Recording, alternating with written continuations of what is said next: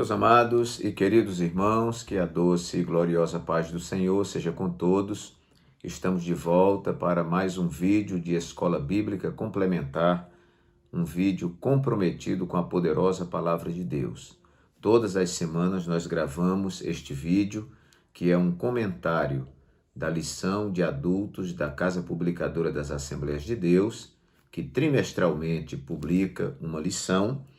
E nesse trimestre estamos estudando a lição que fala sobre o plano de Deus para Israel em meio à infidelidade da nação, as correções e os ensinamentos divinos no período dos reis de Israel. E nós comentamos estas lições todas em 10 tópicos. Por isso nós denominamos o vídeo de Escola Bíblica Complementar. Esses 10 tópicos, muitos ou a grande maioria está incluído já na nossa lição. A gente apenas dá uma sistematizada, uma organizada, para que você tenha uma distribuição das suas ideias na classe. E alguns tópicos, que nós às vezes criamos também são coerentes com o assunto. Então, a gente ganha muito com isso. Se você ainda não é inscrito neste canal, eu aconselho que você se inscreva, clique aí nessa mãozinha e dê o like, que você vai estar ajudando o vídeo. Compartilhe esse vídeo com os seus irmãos. Quero agradecer a muitos irmãos que comentam o nosso vídeo e falam que estão compartilhando com outras pessoas. Isso nos ajuda muito. Então, se inscreva, aí dê o seu like, que é muito importante, compartilhe esse vídeo nas suas redes sociais e aí no local onde tem para você fazer o comentário, faça o seu comentário, dizendo sempre a cidade de onde você está falando. Muito bem, queridos irmãos, a lição de hoje é a lição número 8 para 22 de agosto de 2021, lição cujo título é Naamã é curado da lepra. Então, mais uma lição, já temos estudado muitas lições dentro dessa lição maior. Estudamos sobre a ascensão de Salomão e a construção do templo. Estudamos sobre o reino dividido, Jeroboão e Roboão. Estudamos sobre Acabe e o profeta Elias, Elias e os profetas de Azerá e Baal, o reinado de Acasias, o profeta Elias e Eliseu, seu sucessor, o ministério de Eliseu, e agora Naamã é curado da lepra, um dos milagres que ocorreram aí no ministério do profeta Eliseu. Então, nosso textuário vai dizer assim: Então desceu e mergulhou no Jordão 7 vezes, conforme a palavra do homem de Deus, e a sua carne tornou como a carne de um menino e ficou purificado. Segundo o livro dos Reis, capítulo 5, versículo 14. A verdade prática nos diz: Deus não opera milagres necessariamente segundo nossas expectativas. Ele faz da forma e no momento que lhe apraz. O nome disso é soberania, não é? E o nosso texto bíblico se encontra no segundo livro dos Reis, capítulo 5, versículos de 1 a 10, também o versículo 14, depois versículos 25 a 27, que passaremos a ler. E Naamã, chefe do exército do rei da Síria, era um grande homem diante do seu senhor e de muito respeito, porque por ele o Senhor dera livramento aos sírios, e era este varão homem valoroso, porém leproso. E saíram tropas da Síria e da terra de Israel e levaram presa uma menina, que ficou ao serviço da mulher de Naamã. E disse esta à sua senhora: Tomara que o meu senhor estivesse diante do profeta que está em Samaria, ele o restauraria da sua lepra. Então entrou Naamã e o notificou a seu senhor, dizendo: Assim e assim falou a menina que é da terra de Israel. Então disse o rei da Síria: Vai, anda, e enviarei uma carta ao rei de Israel. E foi e tomou na sua mão 10 talentos de prata, e 6.000 siclos de ouro, e 10 mudas de vestes. E levou a carta ao rei de Israel, dizendo: Logo em chegando a ti esta carta, saibas que eu te enviei Naamã, meu servo, para que o restaures da sua lepra. E sucedeu que, lendo o rei de Israel a carta, rasgou as suas vestes e disse: Sou eu Deus para matar e para vivificar, para que este envie a mim para eu restaurar a um homem da sua lepra? Pelo que deveras notai, peço-vos, e vede que busca ocasião contra mim. Sucedeu, porém, que ouvindo Eliseu, homem de Deus, que o rei de Israel rasgara as suas vestes, mandou dizer ao rei: Por que rasgaste as tuas vestes? Deixa ouvir a mim, e saberá que há profeta em Israel. Veio, pois, Naamã com os seus cavalos e com o seu carro e parou à porta da casa de Eliseu. Então Eliseu lhe mandou um mensageiro dizendo: Vai e lava-te 7 vezes no Jordão, e a tua carne te tornará e ficarás purificado. Então desceu e mergulhou no Jordão 7 vezes, conforme a palavra do homem de Deus, e a sua carne tornou como a carne de um menino, e ficou purificado. Então ele entrou e pôs-se diante de seu senhor, e disse-lhe Eliseu: De onde vens, Geazi? E disse: Teu servo não foi nem a uma nem a outra parte. Porém ele lhe disse: Porventura não foi contigo o meu coração, quando aquele homem voltou de sobre o seu carro a encontrar-te? Era isso ocasião para tomares prata, e para tomares vestes e olivais, e vinhas, e ovelhas, e bois, e servos e servas? Versículo 27, último versículo. Portanto, a lepra de Naamã se pegará a ti e a tua semente para sempre. Então saiu de diante dele leproso, branco como a neve. Meus queridos, uma lição muito interessante. Nossa lição, ela consta de uma introdução. No tópico número 1 vai ser falado sobre Naamã, o chefe do exército sírio. Segundo tópico, o mergulho no Rio Jordão. E o terceiro tópico, Geazi é acometido da lepra. E, por fim, temos aqui, então, uma conclusão. Como o nosso comentário, o nosso vídeo visa complementarizar o estudo, então nós queremos distribuir esta lição em 10 tópicos para você. O primeiro tópico que nós enumeramos aqui, e todos esses tópicos estão coerentes com a lição, obviamente, O primeiro tópico que nós colocamos foi: o trato de Deus conosco independe da nossa posição. Então, os irmãos vejam que Deus, ele tratou deste homem, que ele era uma celebridade, era um general, do alto escalão do governo da Síria, E este homem, não obstante a sua honra, não obstante os seus títulos e conquistas, era um homem leproso. E nós vemos que ele foi tratado por Deus. Deus tem um propósito na vida de todos nós. E esse homem veio lá da Síria, porque uma menina comentou sobre o profeta de Israel, o profeta Eliseu, e a esposa do grande general Naamã comenta com ele certamente, e ele comenta com o rei. E vamos tentar alguma coisa, Pior não podia ficar, ele já estava leproso. E ele vai então ao profeta Eliseu, e o profeta Eliseu dá esta ordem que ele vá se banhar no Rio Jordão 7 vezes, mergulhar no Rio Jordão, e quando ele mergulha as 7 vezes, ele é curado.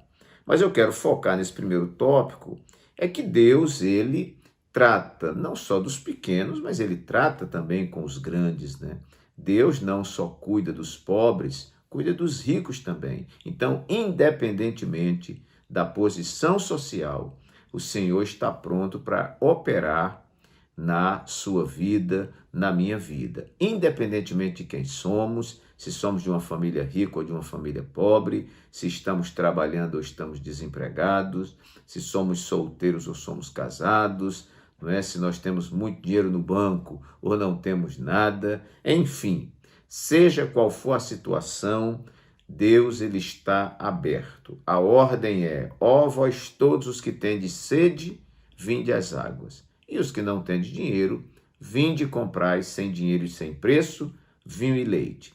E Jesus, lá em Mateus 11, 28, vai dizer: vinde a mim, todos vós que estáis cansados e oprimidos, e eu vos aliviarei. Então, meus queridos, o trato de Deus conosco independe da posição. Veja o primeiro versículo da nossa leitura.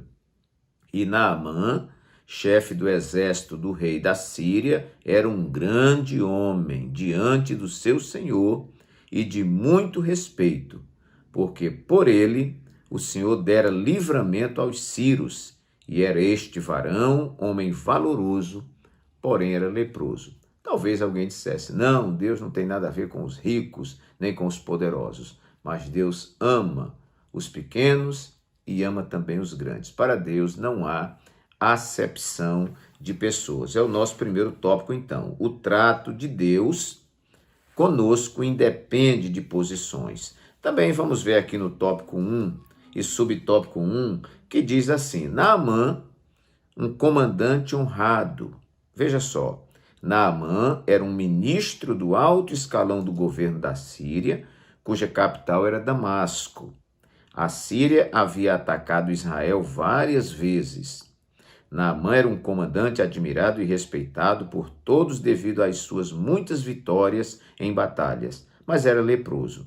E essa doença afetava sua integridade e o deixava vulnerável. E o que conta aqui é que, não obstante a sua posição, ele era um homem necessitado e nosso Deus é o Deus dos necessitados. Muito bom. Segundo tópico da nossa lição, eu quero aqui abordar sobre uma menina escrava, porém abençoadora. Que coisa linda! Vamos ver os versículos 2 e 3 da nossa lição. E saíram tropas da Síria e da terra de Israel, levaram presa uma menina, que ficou ao serviço da mulher de Naamã.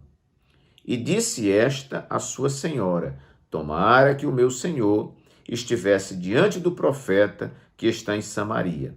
Ele o restauraria da sua lepra. Ora, irmãos, nós vemos nessa menina um gesto de nobreza. Quem era essa menina? Uma escrava, deportada do seu país para outro país, trabalhando lá na casa de um general que certamente foi o pivô, do transporte dela até a Síria, mas ela lá praticou o bem. Uma atitude cristã. Jesus não tinha vindo ao mundo ainda, mas nós vemos aqui uma atitude cristã, porque a ordem da palavra de Jesus é que a gente ore por aqueles, que nos maltratam, que a gente abençoe aqueles que nos amaldiçoam, que a gente cuide bem daqueles que nos fazem o mal. Esta é a ordem de Jesus. E essa menina, não obstante ser uma menina escrava, ela podia dizer: eu quero mais é que esse general morra, Mas ela não olhou a questão de ser de um exército inimigo que invadiu a sua terra, mas lá onde ela estava, ela queria ser uma fonte de bênção. E ela foi uma fonte abençoadora. Foi através do testemunho desta menina, que a gente não sabe a idade, que o general tomou conhecimento do grande profeta Eliseu, que estava lá em Israel, e foi até o rei, seu senhor, e recebeu carta branca para ir até lá, conversar com o rei de Israel e buscar a cura. Então, tudo começou com essa menina. Então, irmãos, não é a circunstância em que a gente está vivendo, o local onde nós estamos vivendo, que vai definir nossa atitude cristã. A atitude cristã é fruto do Espírito Santo que mora dentro de nós. Então, mesmo entre as pessoas que nos ofendem, mesmo entre as pessoas que nos detratam, que nos perseguem, nós nunca podemos fazer o mal. Eles podem nos perseguir, mas nós não podemos persegui-los. Eles podem falar mal de nós, mas nós não podemos falar mal deles, Eles podem, não devem, mas podem muitas vezes tentar nos matar, mas nós não podemos tentar matá-los. O nosso projeto é um projeto de vida. Veja o tópico 1 e o subtópico da nossa lição, subtópico 2, que trata desse assunto.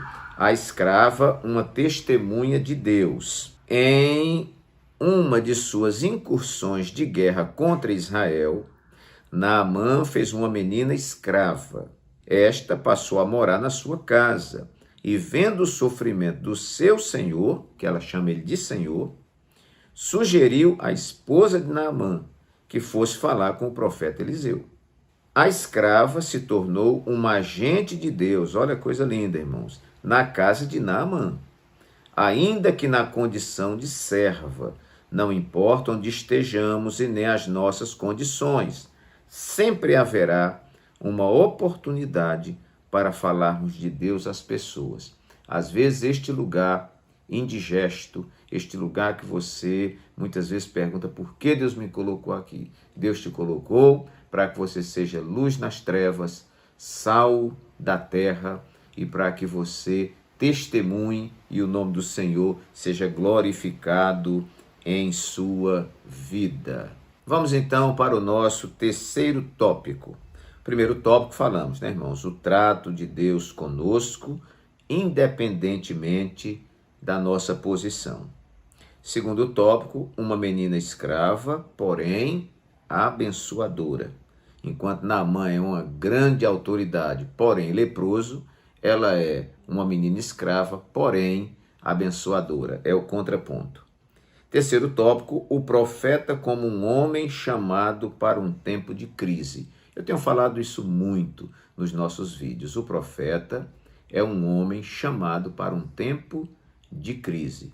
Quando não há crise, não há necessidade do profeta. Se não há crise, o profeta está desempregado. Ele é chamado justamente para esse tempo de instabilidade, esse tempo de idolatria, esse tempo quando a esperança está lá embaixo, quando as pessoas já estão desiludidas. Então surge esse homem chamado por Deus de entre o povo, com uma palavra do céu para o povo. Então veja que o profeta se manifesta no momento em que o rei rasga suas vestes. Olha o versículo ou os versículos 7 e 8 da nossa lição. E sucedeu que, lendo o rei de Israel a carta que o rei da Síria mandou, rasgou as suas vestes e disse: Sou eu Deus para matar e para vivificar, para que este envie a mim para eu restaurar a um homem da sua lepra? Pelo que deveras notai, peço-vos e vede que busca ocasião contra mim. Sucedeu, porém, que ouvindo Eliseu, o profeta, homem de Deus, que o rei de Israel rasgara as suas vestes, mandou dizer ao rei: Por que rasgaste as tuas vestes? Deixa ouvir a mim, e saberá que há profeta em Israel. Glória a Deus por isto, né? Então, irmãos, a crise está instalada, mas Deus não perde o controle da situação e ele tem os seus profetas. Ainda hoje, Deus tem os seus profetas. Não são profetas naquela configuração do Antigo Testamento. Os profetas de hoje, na sua grande maioria, são os profetas que ministram a palavra na sua integridade. Eles, ministrando a palavra, estão profetizando. E outros que Deus usa, claro, para situações particulares. Mas este profeta é um homem que se levanta no tempo da crise. Ele tem que ter coragem, ele tem que confrontar muitas vezes, Ele tem que ir de encontro ao sistema vigente, que muitas vezes está deturpado, deteriorado, corrompido. E nós vemos profetas como o profeta Jeremias, que por causa da sua atuação, ele conquistou a inimizade dos reis, ele conquistou a inimizade dos sacerdotes, a inimizade dos profetas, a inimizade dos seus vizinhos, dos seus familiares, e eu costumo dizer que ele ficou inimigo até dele mesmo, porque é muito difícil a tarefa do profeta. Mas, no tempo de crise, aparece então o profeta.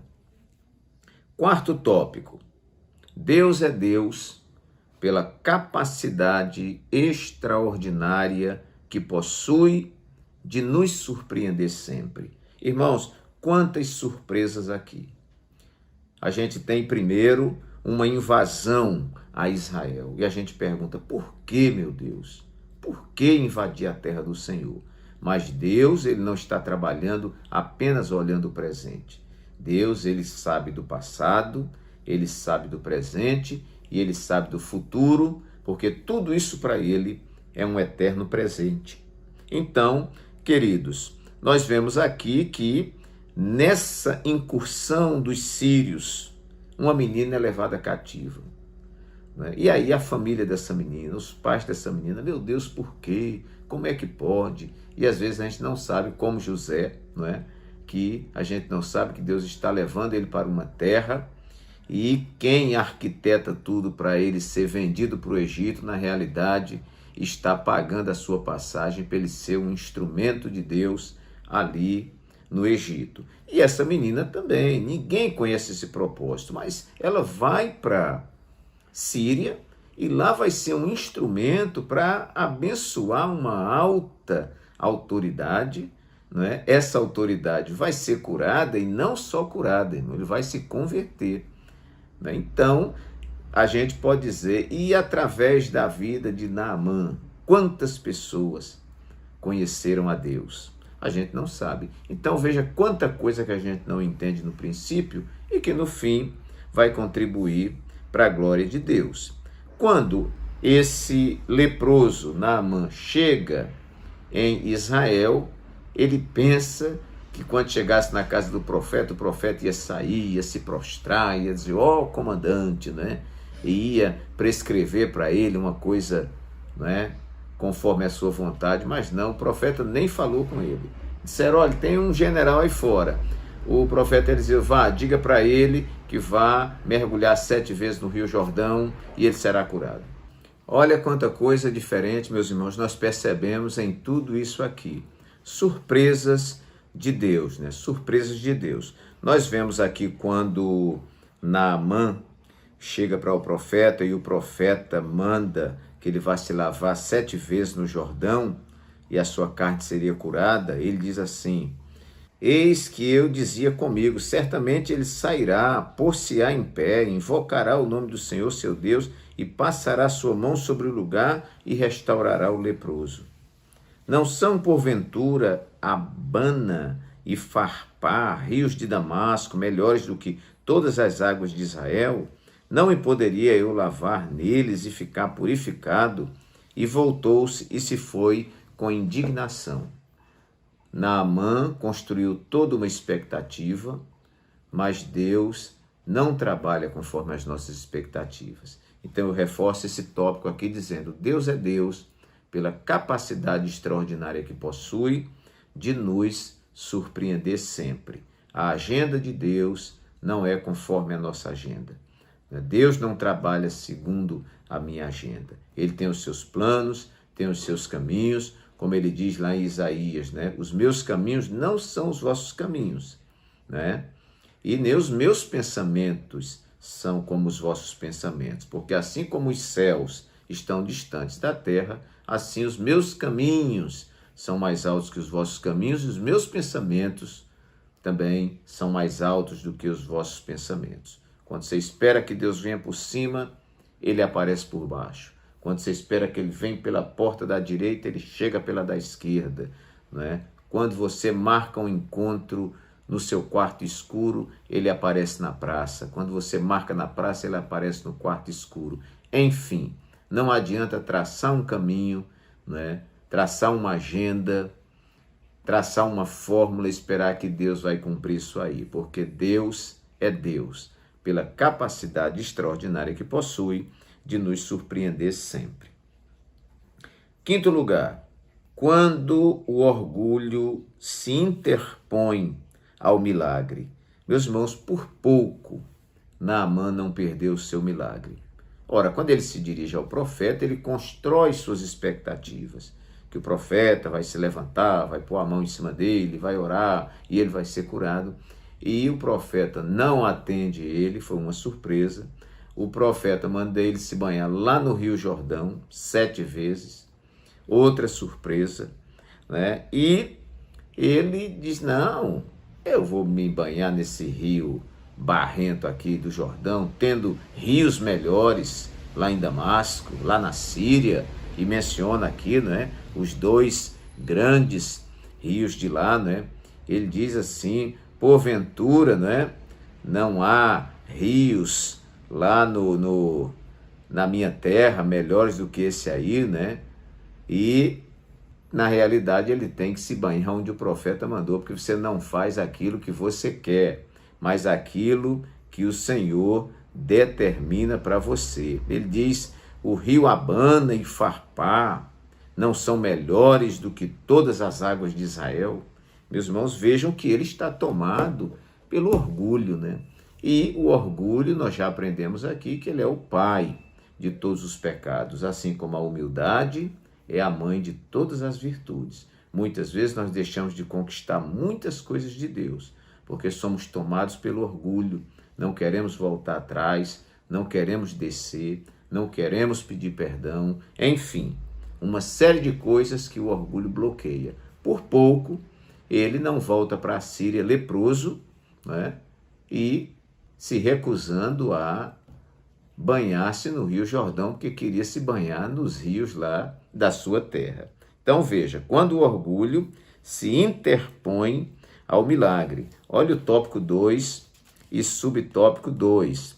A decepção e a cura de Naamã.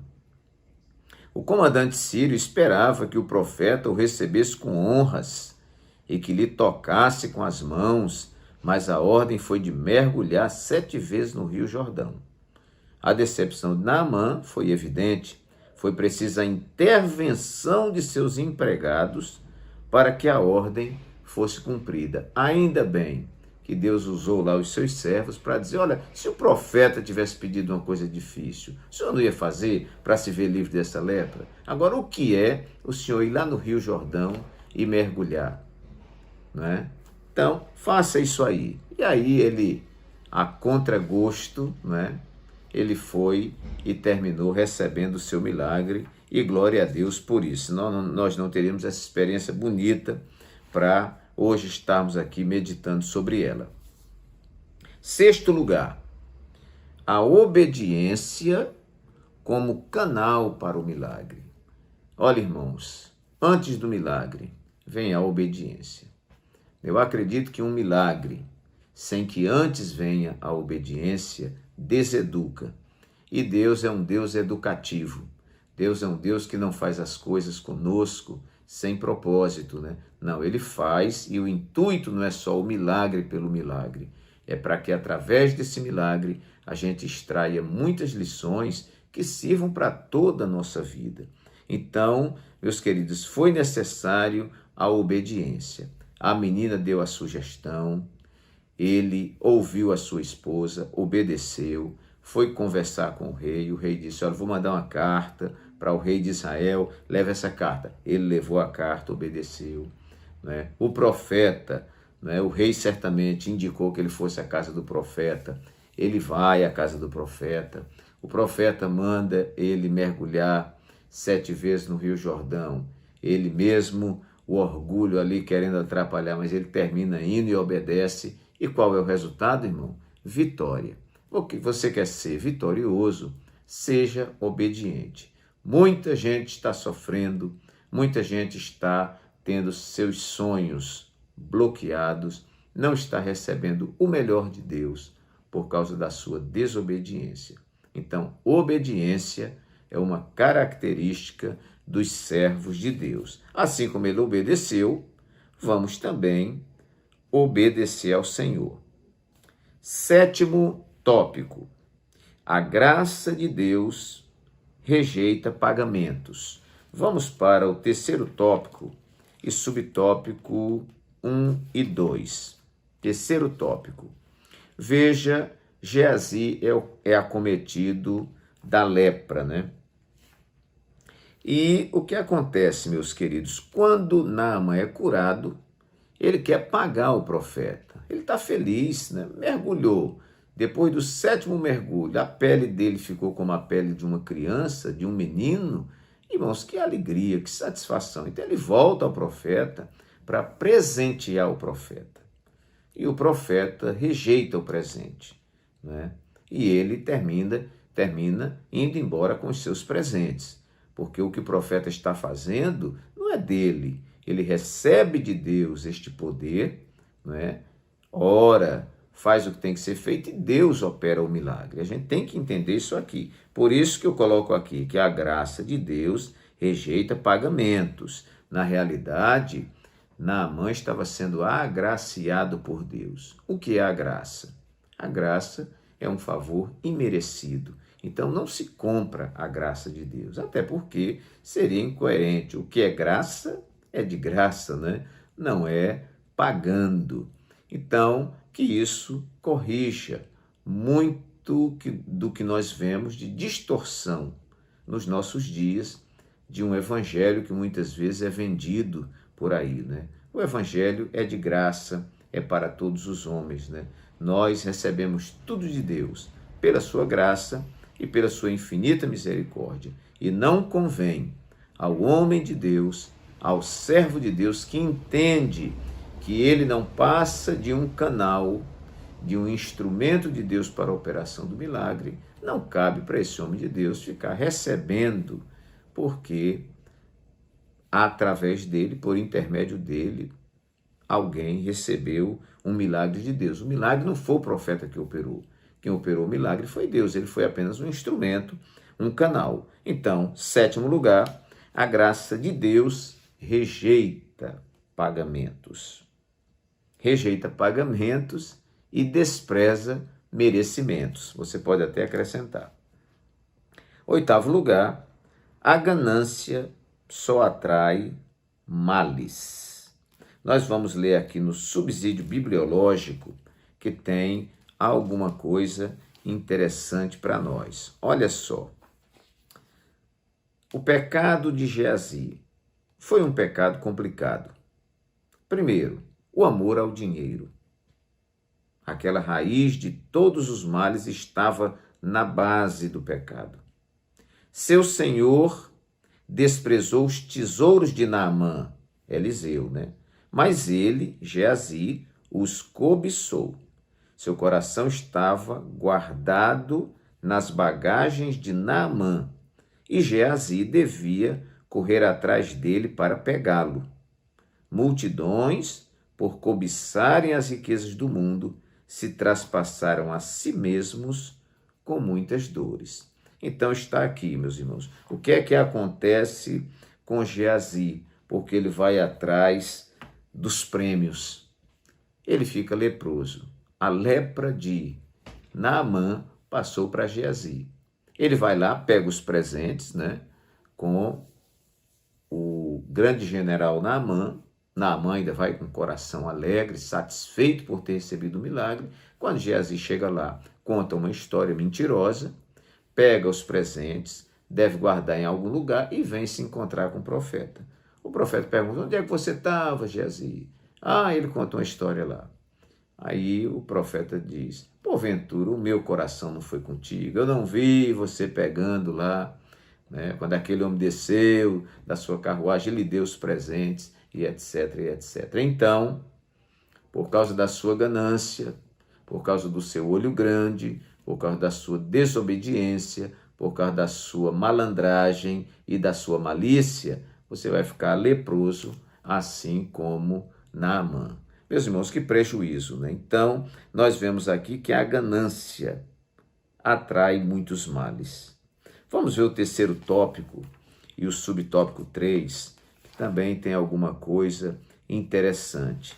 Diz aqui, por ganância, Geazi é acometido de lepra.